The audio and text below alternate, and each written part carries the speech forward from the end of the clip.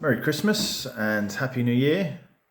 Hope you guys all had a good break, and we got back into it on Monday, as you can see behind. So, opening race, France, one of them races that you never really know what's going to happen, but luckily we had a nice clean race, no major incidents to talk about, no safety cars, and the weather stayed dry throughout, which always makes racing a little bit easier.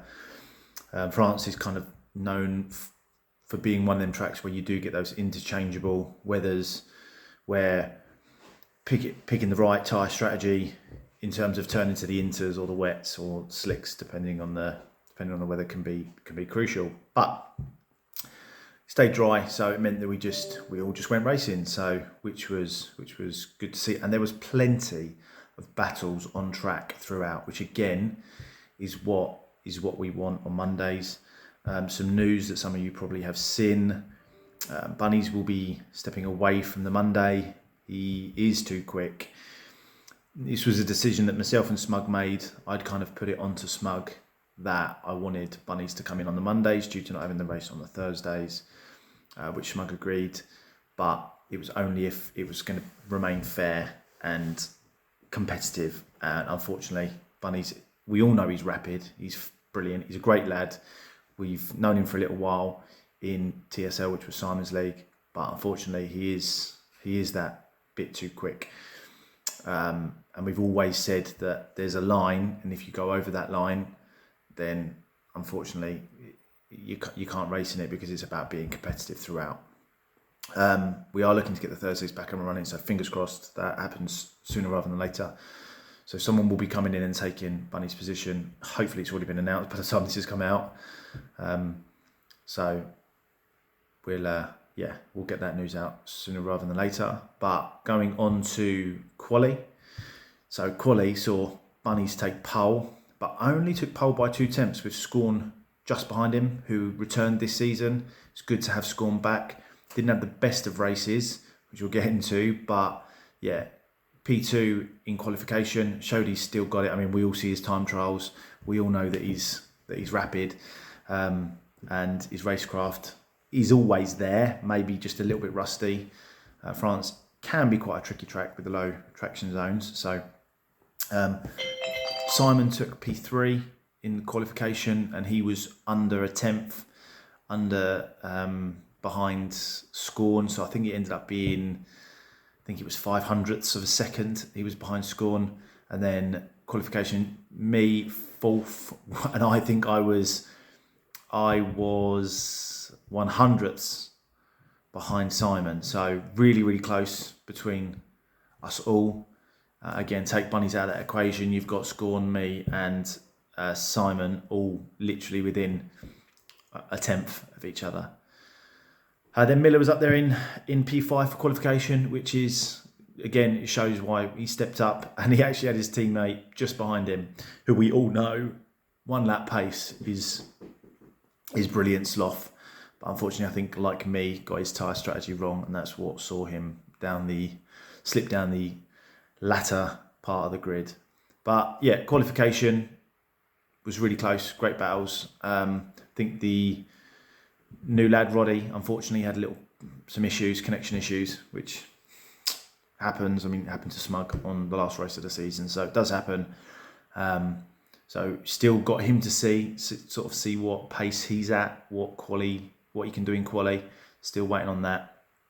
Brad Mason got into it late. I'm pretty sure it's because he was playing Call of Duty with his friends. So come on, if you're going to be committed, let's be committed.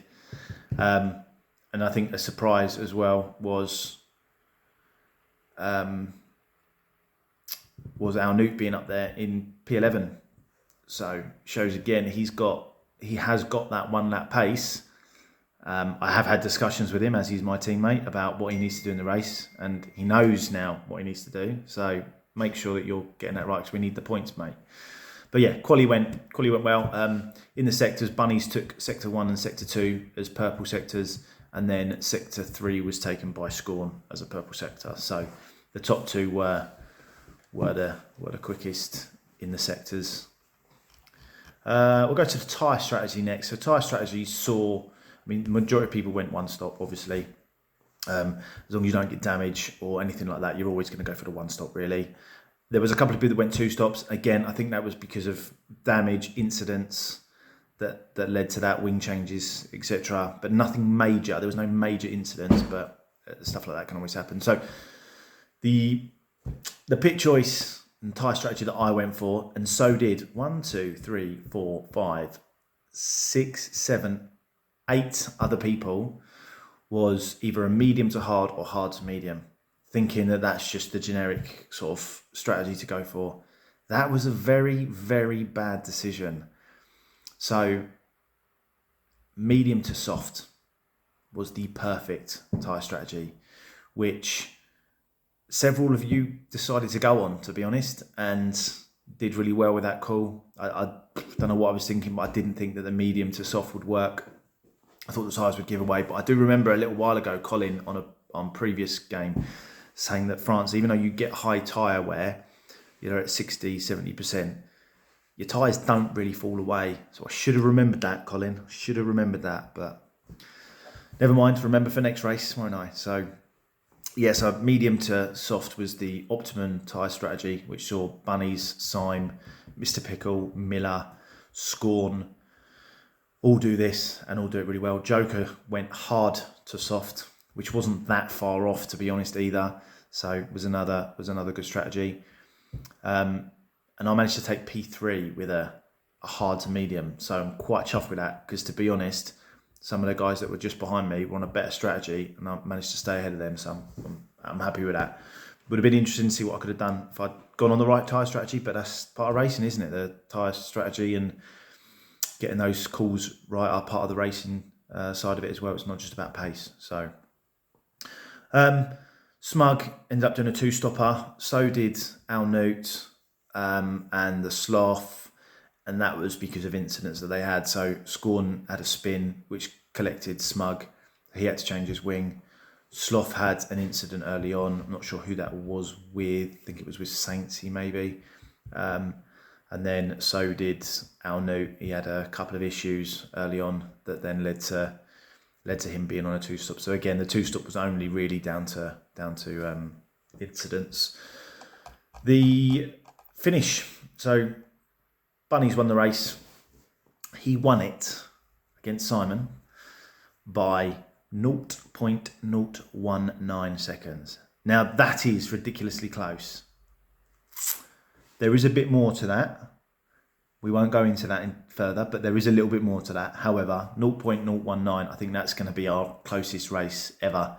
I think the closest one prior to that was me and Smug at 0.03, I think. So 0.019 is ridiculous. I think the image Simon put on the chat, it was a front wing difference. So that's awesome. But they were 21 seconds ahead of everybody else.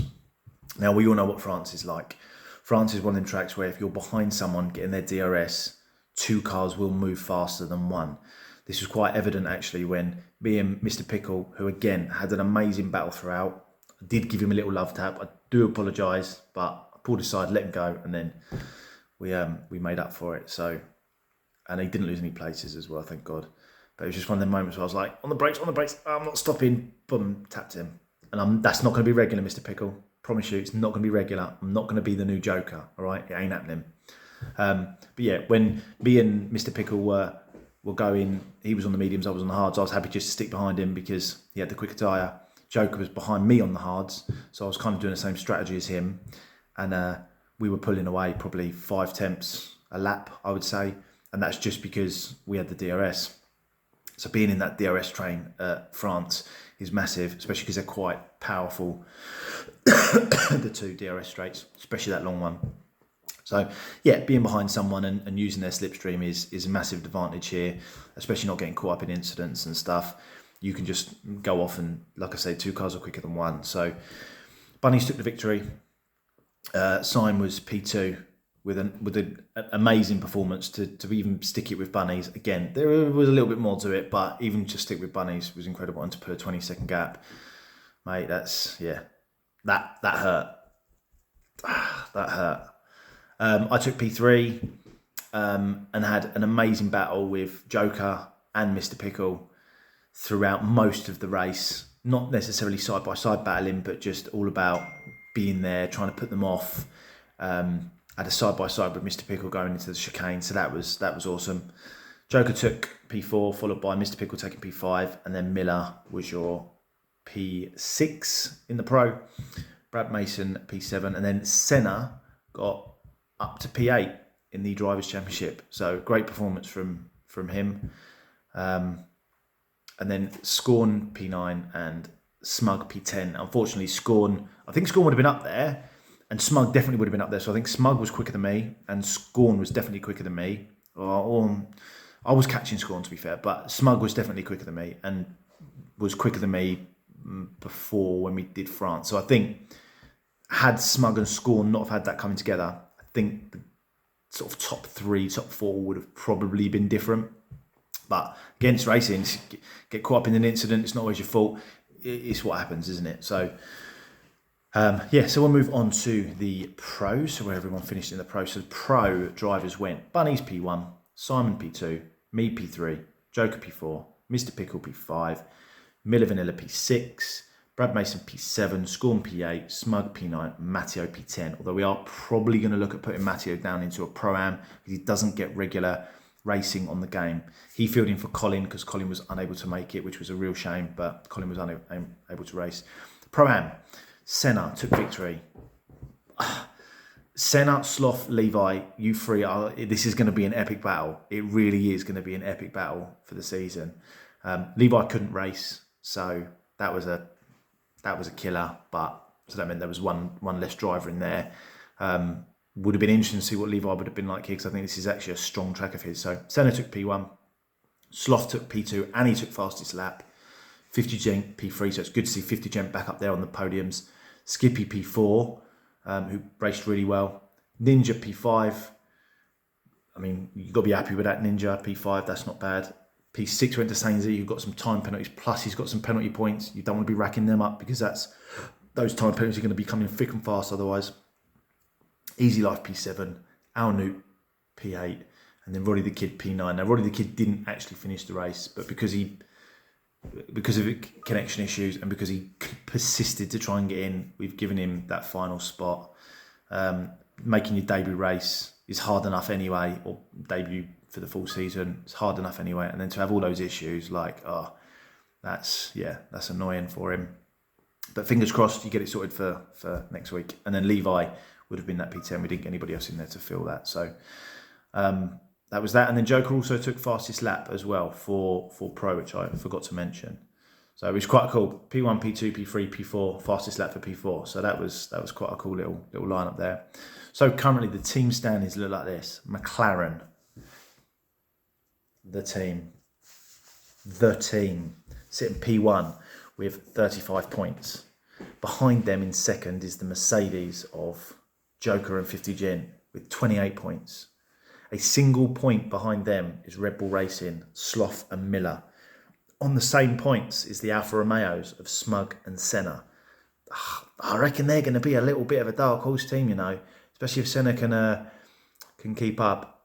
I mean, Smug was quick in France as well, so they could have actually increased those points. Williams, 24 points, Easy Life and Simon. The AlphaTauri, me and Al Newt with 19 points, which we'll take. Al Newt had a bit of a poor race. I'll take P3 at a track that I like, but I'm not overly quick at. 1 point behind us, the Haas of Skippy and Brad Mason.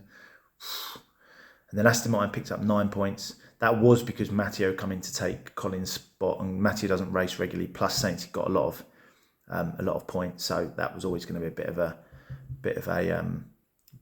a sort of poor race. Oh, I forgot Ferrari. Sorry, Ferrari 10 points. And Mr. Pickle and Levi again didn't have a driver, so that was only gone off one driver. So you bring Levi into that racks that straight up, similar as Aston Martin. And then last is Alpine at the moment. Scorn obviously had a race to forget with his spin, and then another collision later on. And then Roddy the Kid had a race to forget. And again, we gave him the points at the end anyway. But they're gonna change, because there's no way that Alpine and Aston Martin are going to be down there all the time. There's a bit of unlucky for all three of those bottom teams. So Ferrari, Aston Martin, and Alpine with having a driver not able to race, and then the connection issues. So that's going to change. The constructors this year is going to be banging. It is going to be such a good competition. It really is. So tonight we race at Baku, street circuit. Just right angle, right angle, right angle, right angle. Maybe a long turn, right angle, right angle. So we'll see. It's not a track I'm overly keen on, but some of you are, I know that. So we'll, fingers crossed, we have a good race. It'd be really good to not have any safety cars there, but we will see how it goes. It's going to be an epic race, I'm sure. And this is where the constructors, the Pro-Am and the Drivers' Championship is going to come alive now. These races are going to come thick and fast, and it's going to be a good season. I can tell it's going to be a good season. So I will see you all on track.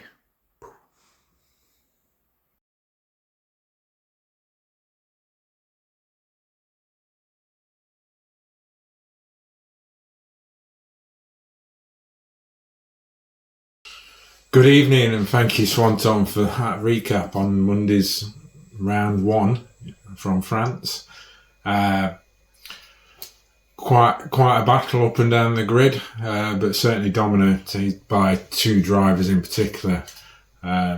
Season will get a lot closer, certainly a lot more challenging. Great to see that there was no safety cars there, and out of the 2 races we did there last week, not one safety car.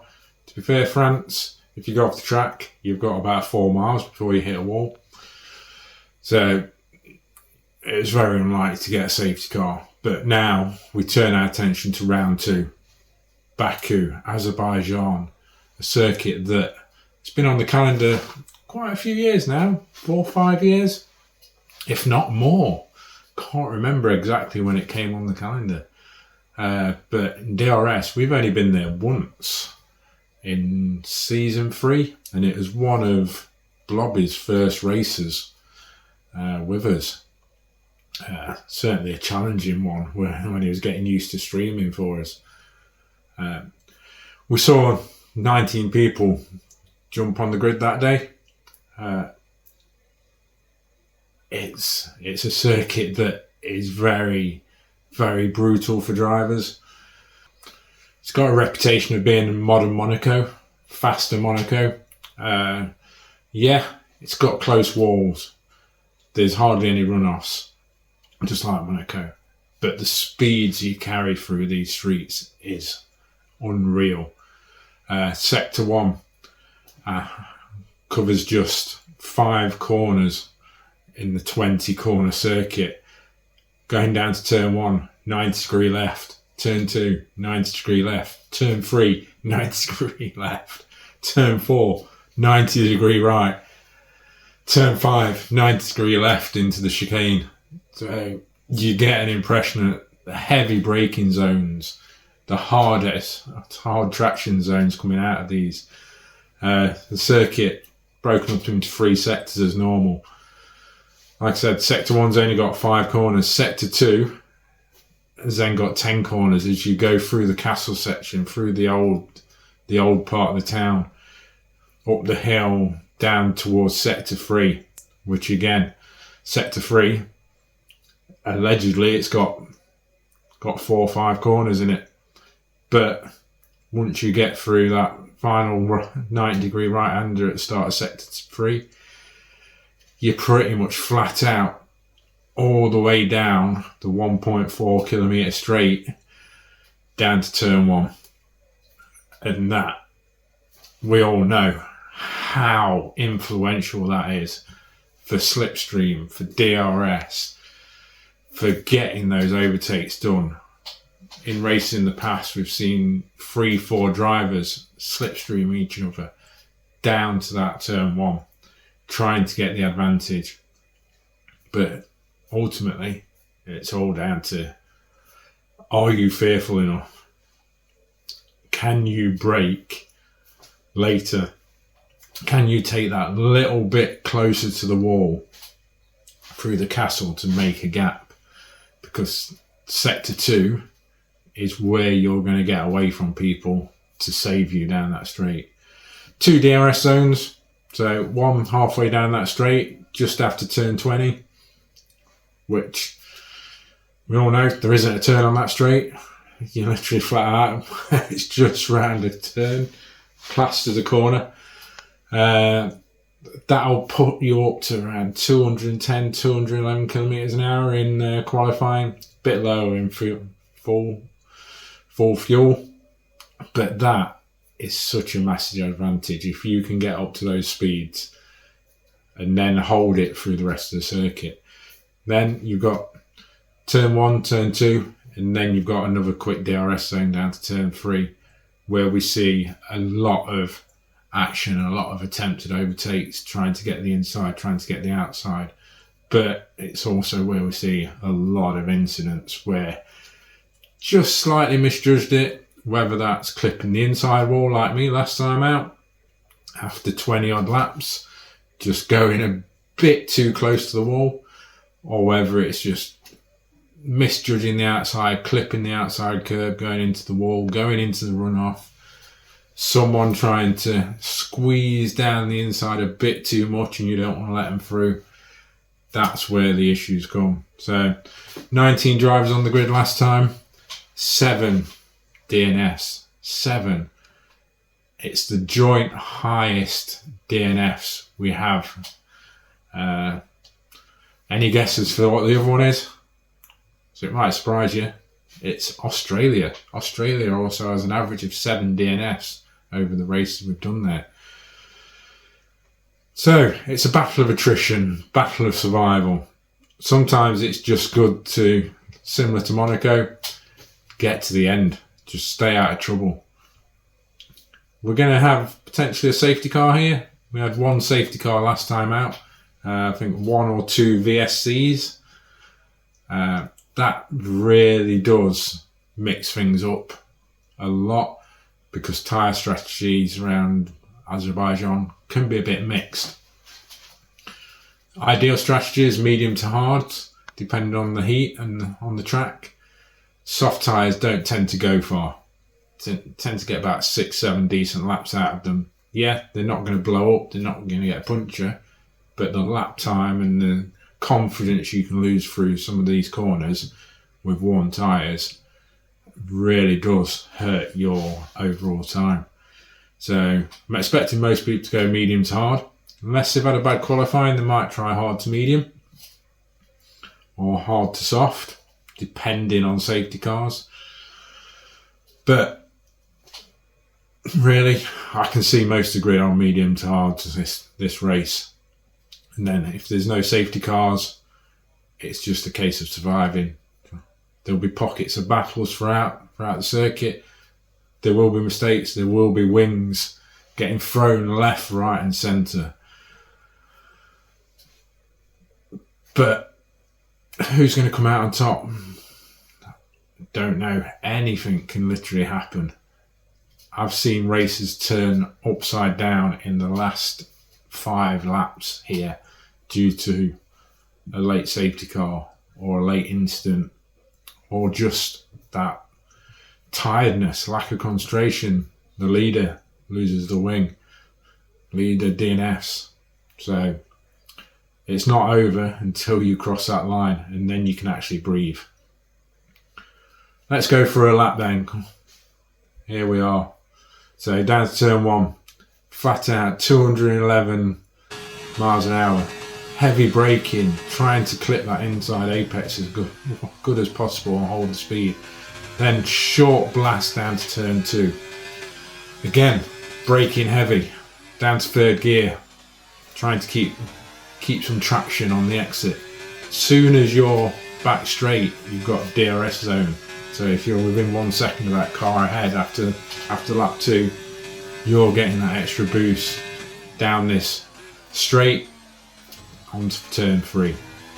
Turn 3, again, heavy braking zone. The ideal line is out as wide as possible, cutting in as late as possible to speed up the exit. And then a short blast down to turn 4. Then you're on to turn 5. and this is where it gets tight. Got the first chicane, left, right, clipping the curbs just enough not to unbalance the car.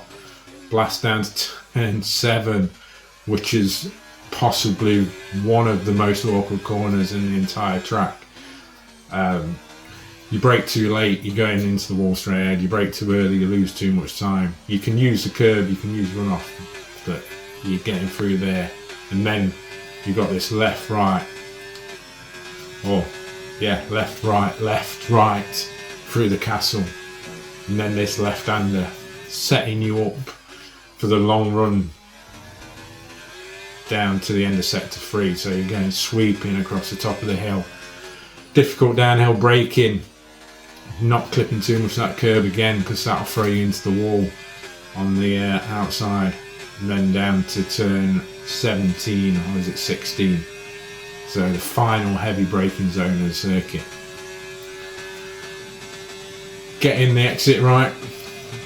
Again, curbs brutal on the outside. You can easily get marooned on that curb and lose so much time, but then you're flat out. Got a small right, small left, but you don't take your foot off the throttle all the way down on the DRS. Close to the left hand side as possible for qualifying, but keeping it straight and getting your braking zone as good as possible in the race. And obviously keep an eye on those mirrors for rockets coming up behind you, gaining 20, 30 kph on you, depending on the trim, on the setup, if they've got DRS and you haven't. So it's challenging. So that is Azerbaijan. Tricky, but easily a fast track, easily a track that a lot of people enjoy. Once they get the rhythm, it's an enjoyable track to race around. In terms of race starts, so we've only had one in DRS. We had UJ on pole, Simon P2. Poles on the right of the circuit here, on the racing line, and that gives you the outside for turn 1. It's not a massive run down to turn 1, but in the past we've seen massive incidents where people are trying to force their way through turn 1. This time everyone was clean, but you can see UJ and Simon pretty much identical starts. Simon cannot get a decent position up the inside. UJ manages to hold on, he holds his nerve, he doesn't defend thin air.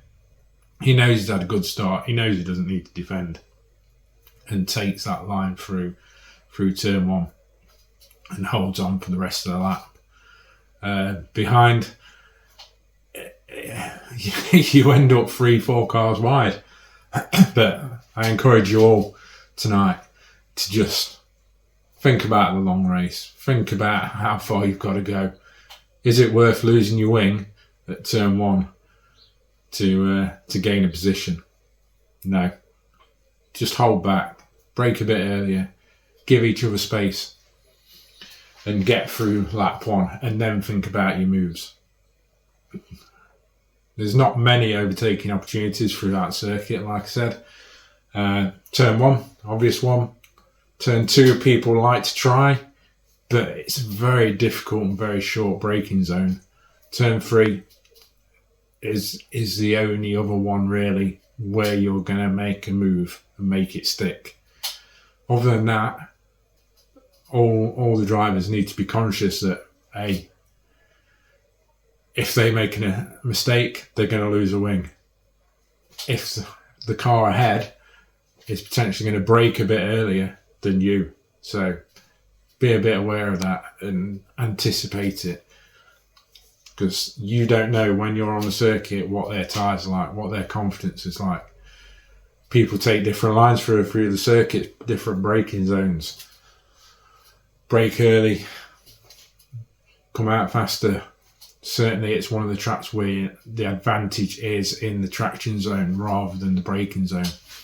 So just be careful. Just be careful out there. So without any more, Glob is away at football tonight. I think it's football. So we're going to head off now and join King Kong for the DRS Azerbaijan Grand Prix. Good night.